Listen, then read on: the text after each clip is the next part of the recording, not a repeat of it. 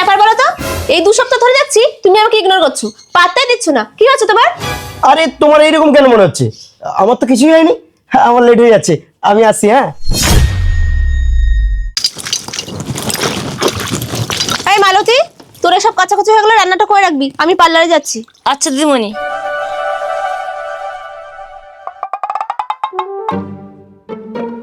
এই তোরা একটু দাঁড়া তো। আরে শিউলি বৌদি, কোথায় যাচ্ছ? আরে আমি একটু পার্লারে যাচ্ছি। ও আচ্ছা আচ্ছা। তা বৌদি, তোমার একটা কথা বলবো, কিছু মনে করবে না তো? আরে না না, কিছু মনে করবো না, তুমি বলো না। বলছি কি, তোমাদের বাড়িতে যে কাজ করে মালতী না, তার সঙ্গে মানে দাদাবাবুর কোনো চক্কর আছে। কেন, তুমি কি দেখেছো? আসলে বৌদি, কালকের বিকেলে পার্কে দাদাবাবু আর তোমাদের বাড়ি কাজের মেয়েটাকে একসঙ্গে দেখলাম। তুমি ঠিক দেখেছো তো? হ্যাঁ বৌদি, একদম ঠিক দেখেছি। আচ্ছা ঠিক আছে, যাও। এই আয়।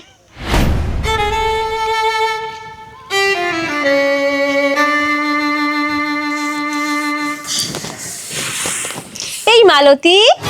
আরে দিদিমণি, তুমি পার্লারে যাওনি?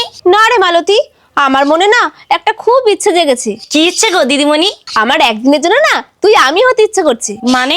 মানে তোর পোশাক পরে আমি সব কাজ করব, আর আমার পোশাক পরে তুই শুধু আমাকে হুকুম করবি, অর্থাৎ অদল বদল।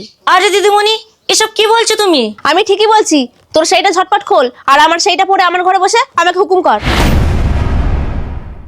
আরে বউটা এই অবলায় ঘুমাচ্ছে কেন?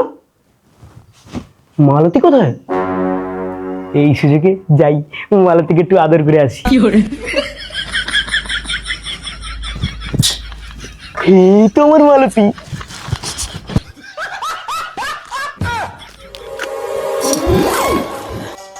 শোনা, তোর দিদিমণি ঘুমিয়ে পড়েছে, ঝটপট একটু আমাকে দাও না গো, আমার তো অসহায় ছিল। তোর সইবি কি করে, কারণ তোর সময় তো ঘনিয়ে এসেছে। এই, তুমি তোরা এইভাবেই পড়ে থাক, আমি এক্ষুনি পুলিশ ডেকে আনছি।